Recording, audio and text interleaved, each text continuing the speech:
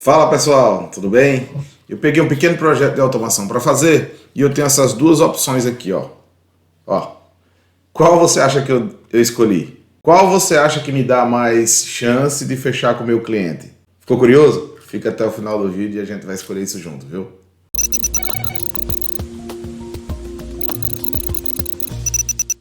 Fala pessoal, tudo bem? Meu nome é Carlos Alberto, eu sou professor de automação do canal Viver de PLC e na aula de hoje nós vamos trabalhar sobre a escolha do hardware para um pequeno projeto. Eu quero apresentar para você a diferença técnica desses dois PLCs aqui, na verdade desse relé programável e desse PLC. As diferenças técnicas, quando usar um ou outro num pequeno projeto, qual a diferença de preço dos dois e como a escolha correta do seu hardware influencia diretamente na possibilidade de você fechar ou não com o seu cliente um pequeno projeto que você está desenvolvendo para ele, tá? Para desenvolver isso que nós vamos conversar aqui hoje na nossa sala de aula aqui, na nossa sala de aula virtual, eu estou usando como base o nosso projetinho, o projetinho que nós fizemos no Clique 02, tá? Naquele mini curso, nós usamos como modelo um projetinho com as bombas para o projeto de irrigação, né? Por que eu usei ele? Porque eu entendo que irrigação ela existe até em pequenas cidades, então aí abre a possibilidade do seu projetinho de 5K aí, para você de repente começar a estudar, ver onde você tem um projetinho parecido com esse e a partir dali você apresentar uma proposta, estudar, desenvolver o seu programinha e apresentar esse projetinho lá, tá bom? Então, eu quero usar como base o mesmo projeto, mas eu quero tentar mostrar para vocês aqui quando um pode ser usado, um PLC desse, ou quando o outro. Para isso, a gente vai ter que fazer uma análise técnica e também de mercado, né? Isso, de preço, né? Então, vamos lá. Vamos só relembrar como é que seria o nosso projetinho. Eu vou compartilhar aqui com vocês aqui na tela, ó, vocês estão vendo aí, né? Nós temos um projeto com 4 bombas, né? São 3 pressostatos, uma chave de manual automático, né? Uma sirene e botoeira liga ou desliga, né? Essa botoeira liga ou desliga, ela liga o sistema todo, né? Ou desliga o sistema todo. E nós temos também uma botoeira de soco de emergência aí, né? Os pressostatos são pressostatos, o P1 é para baixa pressão, o P2 para alta pressão e o P3 é para extrema alta pressão, né? Ou seja, a pressão até que está até aí na imagem de 11 quilos, né? Ou 11 bar, né? Quando chegar nessa pressão aí, o sistema deve estar totalmente desligado, né? Esse sistemazinho aí, eu fiz uma série, né, um mini curso rápido aí, mostrando como implementar. Com certeza, se você for usar isso aí no real, você vai ter que fazer um estudo e ver o que é que você precisa ainda amarrar mais para poder deixar uma lógica mais perfeita, né? Aqui a nossa ideia nesse curso era mais de fazer você usar a ferramenta, né? A ideia era que você pudesse usar a ferramenta, botar um temporizador, um contador e assim por diante, né? Então, nosso objetivo era esse. Agora, com um projeto real, você vai vendo quais são as outras possibilidades que não fazem parte aqui da nossa apresentação, que acontecem lá no campo para você poder elaborar o seu projeto. Bom, nesse exemplo aí, que é um exemplo, vamos dizer assim, pequeno, né? São apenas 4 bombas, apenas, né? Não muito mais do que isso. Vocês observaram, eu vou compartilhar a foto mais uma vez, vocês observaram que eu ainda fiquei com sobras aqui, ó. Eu usei o Q1, Q2, Q3, Q4 e Q5. Então, como ele tem 8 saídas, eu ainda fiquei com 3 saídas reservas, né?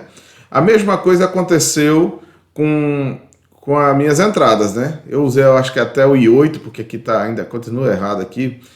Aqui seria I7 e I8. Eu ainda fiquei com, são 12, então fiquei com 4 entradas digitais livres, né? Livres para mim poder implementar mais alguma coisa que eu desejasse. Então, quando você olha assim, de forma fria para esse número, né? Quando você fala assim, ó, Carlos, eu já tenho as entradas, as saídas, né? Então, de certa forma, eu já estou fechado. O clique me atende, tá certo? Ó, o clique me atende, é ele mesmo que eu quero usar, porque ó, ainda ficou sobrando entradas, ficou sobrando saídas, eu ainda posso até aumentar mais ainda a minha quantidade de equipamentos que eu posso acionar, né? Que com certeza você vai arrumar para deixar o seu projetinho ainda mais completo, tá certo? E mais possibilidades aqui de entradas que melhoram o seu controle, que uma vez que você se dispõe a fazer um projeto, você vai sempre tentando melhorar ele, deixar ele o mais interativo, o mais completo possível, tá certo? Então, olha só, a escolha do hardware é em função do projeto, não ao contrário, né? Eu tenho um hardware e tenho que fazer um projeto que se adequa ao hardware, de forma alguma, né? Então, o hardware é quem tem que se adequar ao projeto, sempre, tá certo? Isso é uma primícia, tá certo? Por quê? Porque senão, se você limitar o seu projeto ao hardware, aí o que acontece? Você vai estar limitando o seu projeto. Seu projeto pode até nem atender a necessidade do cliente. Então, não importa se você vai usar um mais barato ou um mais caro. O que importa é você apresentar uma solução que de fato atenda às necessidades do seu cliente, né? Então, se esse aqui eu tenho 8 saídas e 12 entradas, já nesse outro aqui, no Altus, né, no Nexto, só para mostrar para vocês, essa série Nexto aqui, ele tem, eu acho que são 3 modelos, ou 4 modelos, sei lá. E o que eu tenho aqui é o mais top, que é o XP340, dessa série Nexto Express, tá certo? Porque depois desse aqui, aí tem o PLC para porte médio e alto, né, da série Nexto, que aí já é outra história, já é para projetos um pouco maior, tá certo? Então, esse aqui, ó, ele tem 16 saídas e ele tem 16 entradas digitais. Ele ainda tem, deixa eu ver aqui, 1, 2, 3. Ele tem 4 entradas analógicas, ó, e 2 entradas para RTD. RTD é aquele dispositivozinho, aquele sensorzinho que ele vê temperatura. Então, ao invés de pegar um RTD e passar por um conversor para poder vir para o PLC, esse PLCzinho aqui, ele já recebe pelo menos 2 RTDs direto, sabe? Sem precisar de nenhum tipo de transdução. Então, só pelo que eu falei aqui para vocês, você já vê que esse aqui ele é mais completo. Além desse número de entradas e saídas maiores, mais essas entradas analógicas, qual a importância dessas entradas analógicas? Olha só, no nosso projetinho aqui, deixa eu abrir de novo para vocês, eu estou usando para poder ver a pressão 3 pressostatos. No lugar desses 3 pressostatos, usando o Nexto, eu poderia usar um único transmissor de pressão, ou seja, um sinal analógico vindo para dentro do Nexto, e ele lá dentro fazendo a configuração que você quiser com esse sinal, tá certo? Aí vem a pergunta, Carlos, eu poderia fazer isso com um clique? Poderia, mas para isso você teria que colocar mais um módulo expansor aqui, ó, viria um módulo expansor aqui, para poder ter entradas analógicas, tá certo? Porque esse aqui não tem entradas analógicas, só tem entradas digitais. Então, você teria que comprar um acessório aqui para colocar ele aqui, e esse acessório já ia agregar um valor maior ao custo desse hardware, tá certo?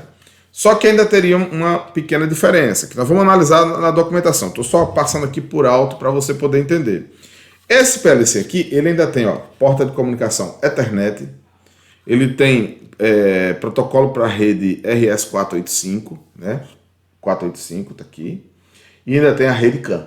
Então você ainda tem possibilidade, usando o PLC, de usar suas redes de comunicação. Ou seja, você pode colocar o monitoramento do que acontece com ele à distância, tá certo? À distância. Então, tem essas vantagens. Mas vamos para a documentação, para a gente conversar olhando para a documentação. Eu já disse em aulas anteriores que um aspecto interessante, sempre que você, uma vez, seja no seu trabalho, né, na manutenção lá da tua empresa, onde você trabalha, nunca se desapegue do manual, né? A gente vai passando um tempo e a gente vai ficando safado, viu? A gente vai ficando safado nesse sentido. A gente vai começando achando que tudo é muito parecido, tudo é do mesmo jeito e a gente acaba desprezando um pouco o manual. Então, chega o equipamento novo, pega o manual, dá uma lida, dá uma conhecida, vê quais são as particularidades, porque difere às vezes a particularidade de um fabricante para o outro, de um modelo para o outro, né? Então, nem tudo que parece ser igual é. Então, o primeiro conselho é esse, ó. Vai lá para o manual, né? Lá no seu trabalho, quando chegar um equipamento novo, você vai lá para o manual. E para você que vai desenvolver projetos de até 5K, ou de 10K, de 20K, não importa o valor, você precisa ser fiel aos manuais. Você de fato precisa estar ali consultando o manual, olhando tudo direitinho. Por quê? Porque uma especificação errada sua ocasiona um prejuízo muito grande para você, tá certo? Ainda que você fica naquele prejuízo, você dá uma garibadazinha ali e deixa o negócio funcionando.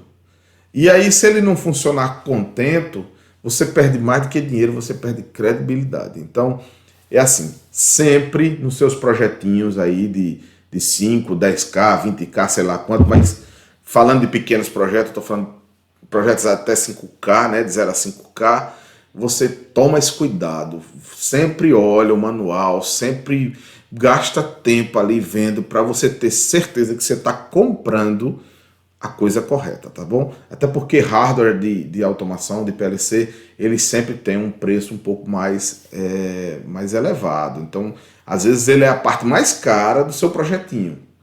E falando de pequenos projetos, com certeza ele vai ser sempre a parte mais cara. Só que o que você faz nele influencia em equipamentos que estão sendo controlados, que a grande maioria são bem mais caros do que ele. Então, tem que ter todo esse cuidado. Então, você tem que olhar o manual e se apegar sempre ao manual. O manual é uma carta do fabricante para você, tá bom? Feito essa recomendação, feito essa orientação, vamos aqui agora para o manual, aqui para o datasheet aqui do nosso Clique 02. Vamos começar com o Clique 02, tá certo? Bom, tá aqui, ó, as especificações gerais aqui dele, né? Ele fala aqui a faixa de tensão de entrada, ele diz aqui, ó, porque como tem vários modelos de clique, ele vai dizendo quais são as faixas de entrada. Interessante que esse aqui que nós usamos lá no projeto do bombeamento, esse aqui, peraí, viu?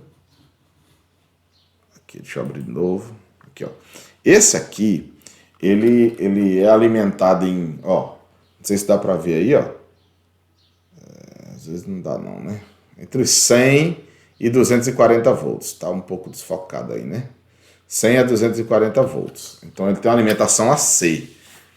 Esse é um ponto interessante. Se ele tem uma alimentação AC, você já não precisa de uma fonte para alimentar ele. Ou seja, a tensão que tiver lá de controle, seja 110 ou até 220, tensão de controle do painel que você está fazendo um projetinho para melhorar.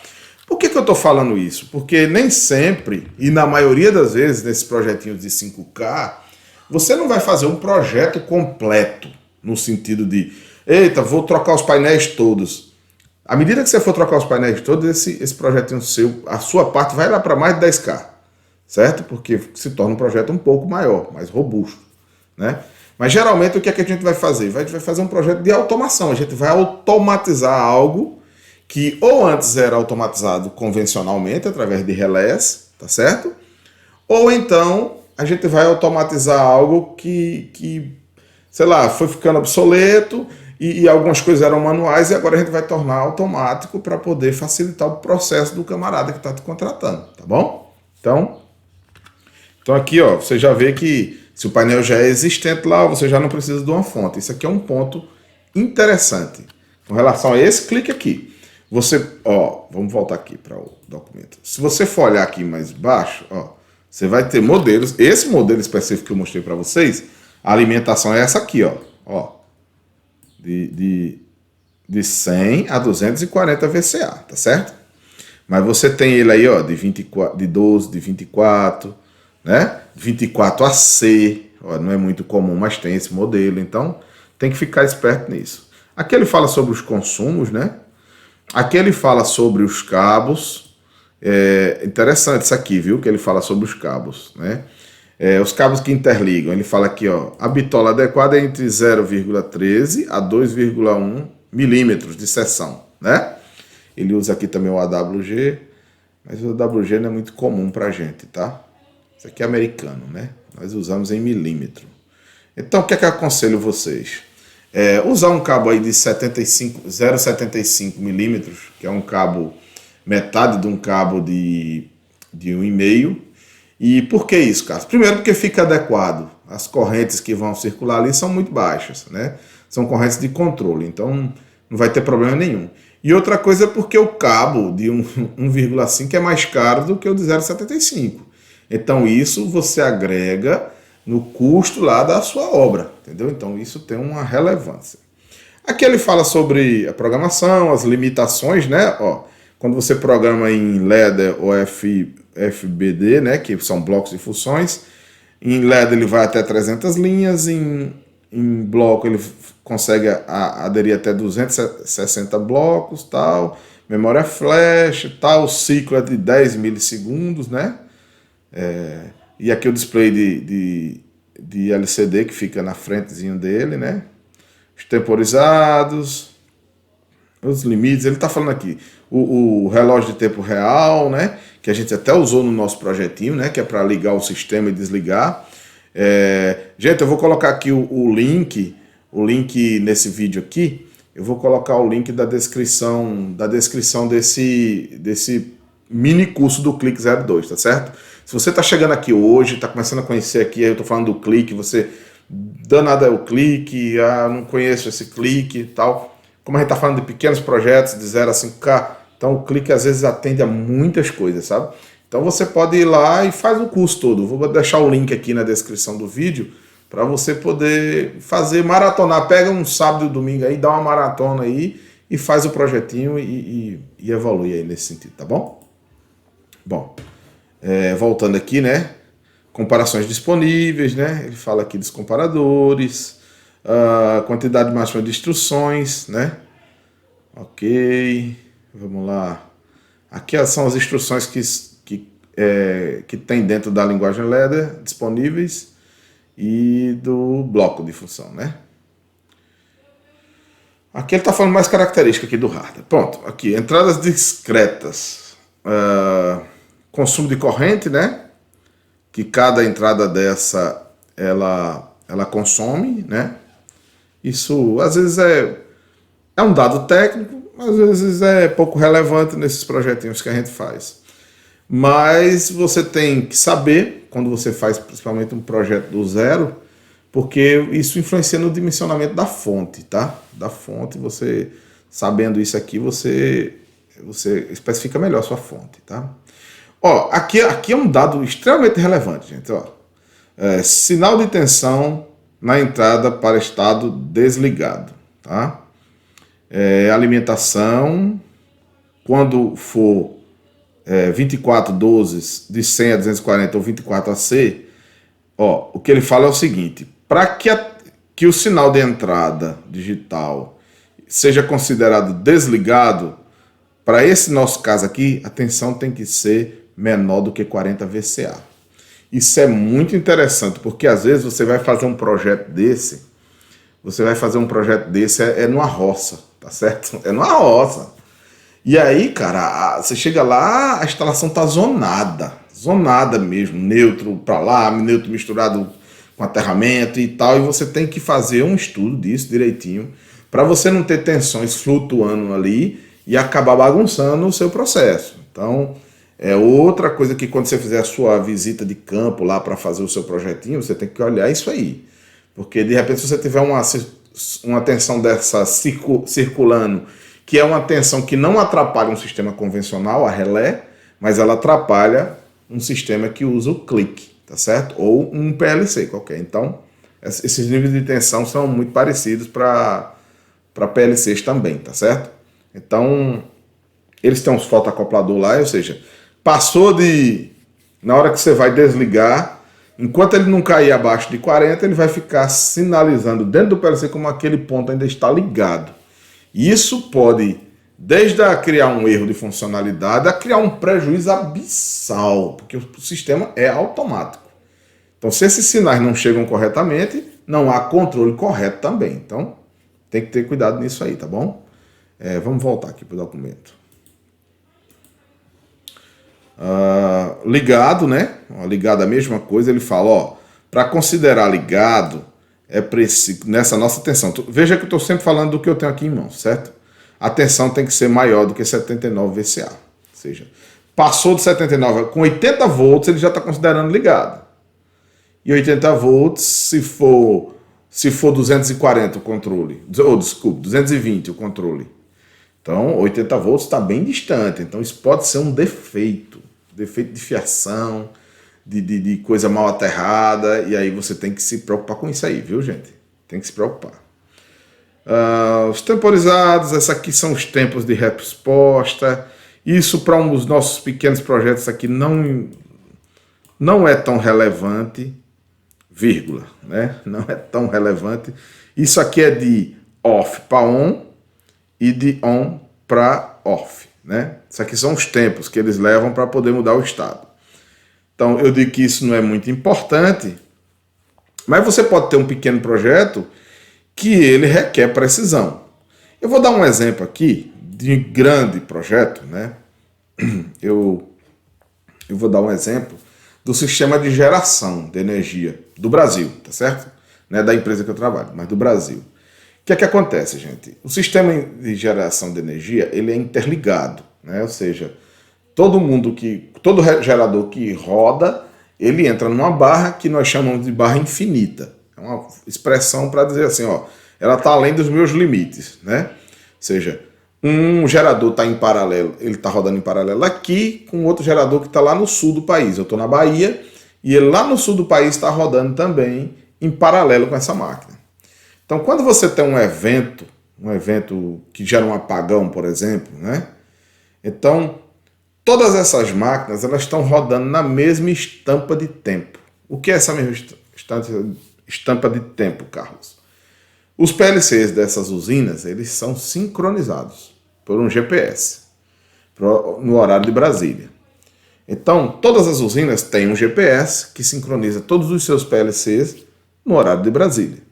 Então, quando você tem uma ocorrência a nível nacional, que você vai analisar os eventos, como aconteceu em cada usina, como cada usina se comportou, você tem a certeza de que elas estão na mesma estampa de tempo. Ou seja, quando lá no sul, lá na Tractibel, lá no sul, Santa Catarina, tiver 1 hora, 2 minutos, 25 segundos, 10 milésimos de segundo, aqui na Bahia, em Paulo Afonso, vai estar 1 hora, tal, vai ser exatamente o mesmo horário. Isso facilita para que o camarada ANEEL, a ONS, ela faça análise vendo todo mundo na mesma estampa de tempo. Então, quando você tem grandes projetos, aí tudo isso está lá na especificação, o cara vai especificar. Ele vai dizer, eu preciso de um PLC robusto, que tem estampa de tempo, que tem sincronismo, tal. Por quê? Porque não adianta chegar lá com um PLC... eu nem sei dizer se esse aqui tem sincronismo GPS. Mas vamos supor que esse aqui não tenha, né? Eu vou dar uma olhada. Você coloca um desse aqui e ele não consegue sincronizar. Então como é que ele vai entregar os pontos dele, né? Então isso não pode ser feito assim. Então todo mundo tem que estar na mesma estampa de tempo. Em alguns casos, esse tempo de resposta aqui que eu estou mostrando para vocês, deixa eu voltar aqui no documento. Isso que para a gente, em pequenos projetos, nesse projeto nosso de bombeamento, isso aqui não importa, tá certo? Isso aqui é um tempo muito minúsculo que não vai nos atrapalhar em nada, tá certo? Mas para algumas aplicações um pouco mais robustas, como essa do caso de usina e de outras que eu nem conheço, mas que devem requerer a mesma precisão, a precisão de um ponto desse é de 1 milissegundo. O evento é de 1 milissegundo. Então, Na hora que a entrada vai para 1, o PLC resiste ali. Entre uma entrada e outra ali, a diferença de 1 milissegundo. Ou seja, o resiste com 1 milissegundo já está registrado e sobe para o banco de dados, sei lá, para guardar em algum canto. Então, tem toda essa precisão, tá certo? Compatibilidade com dispositivos a transistor, frequência de alta frequência da entrada de alta velocidade, frequência da entrada padrão maior do que 40 Hz, né? Essa entrada de alta velocidade, gente, é porque às vezes você quer medir algo como tipo um encoder, né? Então, às vezes você quer medir um encoder. Eu não sei se vocês sabem o que é um encoder, depois eu posso até... Depois eu vou falar só sobre encoder e como ele é usado no PLC. Eu tenho um encoder aqui, eu vou roda ele aqui, simulo para vocês e vocês vão ver isso aí no real. O encoder, ele vai medir tipo velocidade de um motor, por exemplo, de um elevador, de uma ponte, velocidade de um gerador, velocidade de qualquer tipo de máquina, desculpe, rotativa que tenha necessidade de medição de velocidade. A gente usava, no tempo da Varig, a gente usava encoder na roda das máquinas que andam no trilho, para ver a velocidade do trem, certo? Do trem ou dos equipamentos que nós tínhamos, né? No caso, eram as máquinas de linhas, as esmerilhadoras. A gente, para saber a velocidade da esmerilhadora, a gente colocava um encoder lá e ele ia contando, a gente fazia um cálculo, é lógico, para a medição daquela velocidade, para ela ser coerente com o que se estava de velocidade. E para esse sinal que vem em alta frequência, que é 10, 10, 10, 10, 10, 10, eu preciso ter uma entrada de alta velocidade também, para poder captar esse sinal numa frequência maior, tá certo? Resolução, deixa eu voltar aqui. Resolução de 12 bits, né? Faixa de tensão aceitável, né? Tal. Então aqui ele vai discorrendo mais coisas aqui sobre o nosso PLC. Ó, expectativa de vida, 100 mil operações com carga nominal, né? Tempo de resposta em condição normal, carga mínima, saída transistor, né? Aqui, ó. Então você tem esse dispositivo com saída transistor, saída relé, você tem ele de vários tipos, né? Olha ele aqui, gente, o nosso modelo é esse aqui, ó. Essa tabela aqui é um resumão, tá? Dado base, modelos e características, né? Então, a alimentação dele é essa, ó. Tá vendo aqui a coluna alimentação.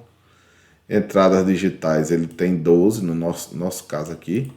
Você tem outro modelo que é com 6, né? Ó, tá vendo? Então, você pode adequar o seu projeto ao número de entradas que você tem. Eu sempre aconselho que você deixe sempre entradas um pouquinho a mais sobrando, porque depois que o cara começar a usar o recurso, a automação, ele gosta, e aí ele de uma certa forma, ele vai querer ampliar alguma coisa, vai querer usar um pouco mais a máquina. É que nem recurso, né? Muita gente falava assim, cara, eu não gosto de câmbio automático, né? Não gosto não, porque eu gosto eu mesmo passar minha marcha ali, sentir aquela vibração, eu sei o tempo certo do carro, tal. Aí ele segura essa narrativa até o dia que ele consegue comprar um carro automático.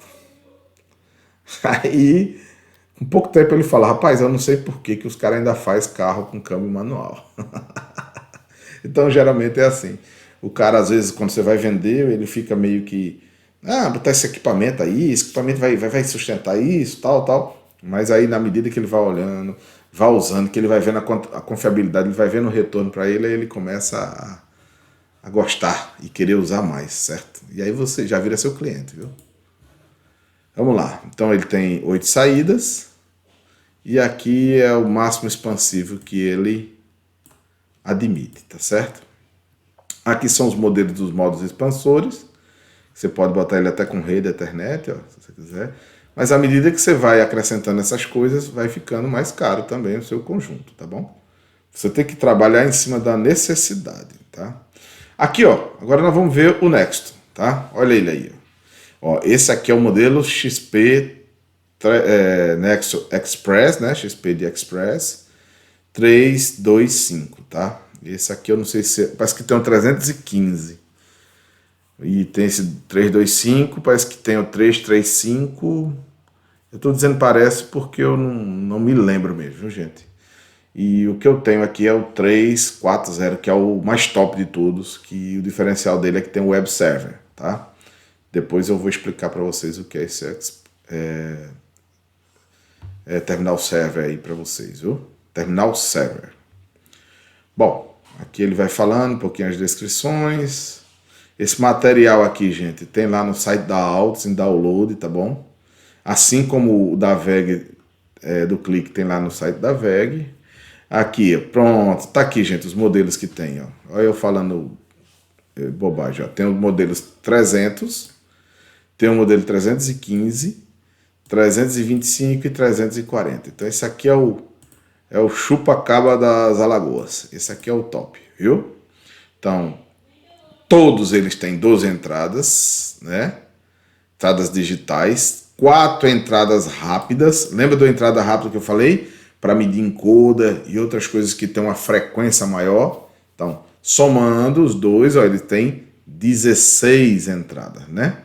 Saídas, ele tem 12 entradas, saídas digitais normais e saídas rápidas também. Por que saída rápida, cara? Porque eu posso usar o PWM aí para controle de alguma coisa que eu queira, né? Número máximo de contadores rápidos, 1. Número máximo de interrupções externas, 2, né? Ó. Número máximo de saída PTO. Aqui tem várias características. Aqui eu prefiro a gente depois se aprofundar em cada uma delas com aplicação, que é para você poder compreender, tá certo? Entradas analógicas que pode ser tensão ou corrente, tá vendo? E são 5, né?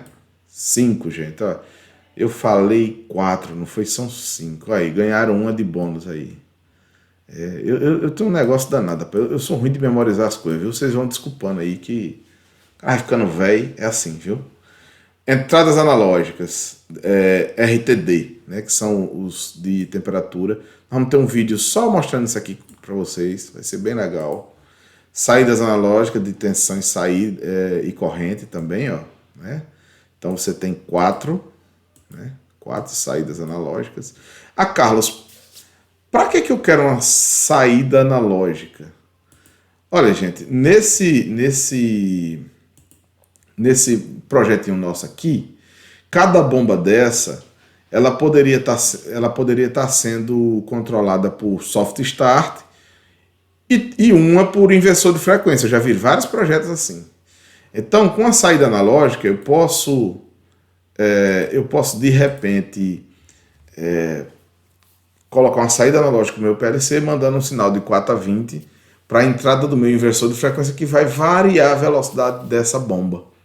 Então, eu tenho aí um ganho de economia para evitar o quê? Partidas e paradas desnecessárias, né? Então, eu controlo a velocidade, mantendo o conjugado ali de torque, né? Mantendo a eficiência da bomba, e com isso eu evito partidas e paradas desnecessárias que botam minhas tensões e minhas correntes lá para baixo e para cima, né?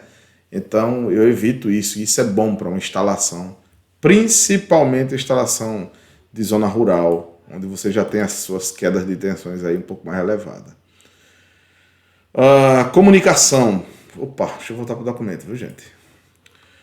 Comunicação. Tem o TCP/IP, né? Internet, ele tem uma porta. Ele tem a comunicação interface serial, né? Ó, 485. A CAN Open. E ainda tem um USB aí que você pode botar aqueles modemzinho da Vivo, da Claro, para você tá lá no local remoto, você poder colocar ele na rede, né? Colocar ele na rede e você assistir ele à distância, né? Protocolo CAN Open, né? Esse aqui é da rede CAN. Gente, rede CAN, ele é muito utilizado em automóveis e sistemas de embarcação, viu? Embarcação que eu falo, o sistema embarcado do mar. Equipamentos do mar, eles usam muito CAN Open, certo?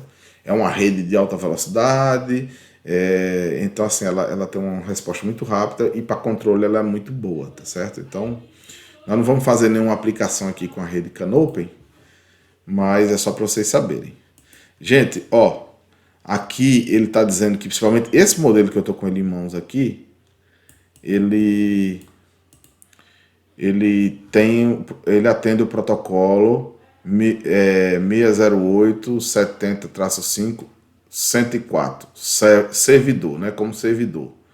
O que é isso, gente? Isso aqui é IEC 104, o protocolo IEC 104. Isso é uma maravilha, gente, porque isso aqui atende a indústrias, né? Indústrias mais pomposas. Então, você já sai aí de um possível cliente mais simples para um cliente um pouco mais robusto, tá certo? Aí aqui a página web de usuário, né? Web Visio, que na verdade é o terminal server, né? O terminal web server, né? Web server. Então, só esse modelo aqui é quem tem, viu, gente? Os outros não tem, tá bom? Modos de entrada e saída remotos, sim, todos eles atendem. Você pode, usando ele, criar uma outra remota e à distância você acionar outras entradas e saídas sem nenhum problema. Aquele mais à frente aqui, que são dados técnicos da CPU interna, que para o nosso projetinho não vai fazer muita diferença, não. Aqui são as linguagens que o PLC ele atende, né? Então, como ele é um PLC moderno, gente, ele já atende o protocolo lá da IEC, né? Não é IEC 104, é o protocolo da IEC que padroniza as linguagens de programação de um PLC. Eu tenho um vídeo que eu trato só sobre isso aí. Então, texto estruturado, diagrama ladder, sequência gráfica de funções, diagrama de blocos funcionais, gráfico contínuo de funções, CFC, né? Então, ele consegue trabalhar com todas essas linguagens aqui, tá? Alterações online, ele tem um cão de guarda. Eu vou fazer outro vídeo só para mostrar isso aqui para vocês, como é que funciona. Relógio em tempo real, ele tem indicação de estado de diagnóstico. Eu vou falar também num videozinho para vocês só sobre isso aqui, diagnóstico, tá certo? Para vocês aprenderem a ler um diagnóstico. No mais, aqui agora ele fala sobre a temperatura máxima de operação, o grau de proteção dela, e por aqui fala das dimensões e as normas aqui que fundamentam esse equipamento. Então, quando a gente fala de deixa eu voltar para aqui para nós de novo, viu? Quando a gente fala de um e fala do outro, então você já viu que a comparação aqui, ó, entre esses dois, ela é grandiosa, né? Primeiro porque aqui eu estou falando de um PLC e aqui eu estou falando de um relé programável, tá? Então já tem essa diferença. E por que um é PLC, Carlos, e o outro é relé programável? Por conta dessa diferença técnica aí que você viu na hora que eu discorri na documentação, né? Então, esse aqui é um veículo e esse aqui é uma aeronave, tá certo? Mas aí, Carlos, vamos lá para aquela nossa questão. Então, qual é que eu vou usar? Você já deve estar dizendo aí, eu quero usar a aeronave, bicho, porque eu quero o melhor. Tá certo? Pensa no projetinho que a gente fez. A gente precisou de uma aeronave? Não precisou. Vamos falar um pouquinho de preço. Imagina só que um troço desse aqui, ele custa em média aí R$3.500 a R$4.000, tá? Eu vou pegar esse preço bem direitinho. Eu já pedi uma consulta, tá certo? E eles vão mandar para mim o preço e eu vou atualizar vocês aqui no preço, tá certo? Próximo vídeo eu já digo o preço bem certinho desse e desse. Esse aqui você encontra até no Mercado Livre aí, usado. Entre R$1.300 e R$1.400, tá certo? Então vocês deem uma olhada aí e pensem, Carlos, mas se esse aqui é muito mais caro, então é esse aqui que eu quero. Fiz a escolha certa, Carlos. Pronto, acabou o vídeo, vou embora, já sei que é esse aqui que eu quero. Não é tão simples assim, tá certo, pessoal? Não é tão simples assim. Primeiro, se o projeto é aquele exatamente que a gente trabalhou, tudo bem, esse aqui vai atender. Agora, se você está fazendo um projeto para um cliente que ele já tem uma área um pouco maior, um exemplo, ele já tem uma área automatizada, ele está te contratando lá só para automatizar agora essa parte do bombeamento. Aí, talvez essa aqui seja a sua solução. Por quê, gente? Porque aqui, ó, você pode integrar o seu sistema automatizado ao que ele já tem, entendeu? Você pode integrar o seu sisteminha que você automatizou ao supervisório que ele já tem. Então isso vai trazer um ganho, isso vai atender a necessidade. Então, a escolha do seu PLC, ela parte do seguinte ponto. Eu preciso analisar o potencial do meu cliente, a necessidade do meu cliente, né? E a possibilidade de integração que o cliente pode oferecer, a possibilidade de expansão que esse sistema possa ter, porque aí, na hora de você apresentar o seu projeto ao seu cliente, você vai mostrar para ele que você está oferecendo um pouquinho mais caro, mas ele tem uma visão de futuro maior. Ou seja, você está dizendo que você vai investir agora e lá na frente você vai investir muito menos para expandir o que você quer. Então, quem escolheu esse tá certo e quem escolheu esse também tá certo. A depender do que o seu cliente precisa ter. Tá certo, gente? Então, gente, dá o seu like aí, compartilha esse vídeo e por hoje nós encerramos, viu? Fica até a próxima. Um beijo no seu coração.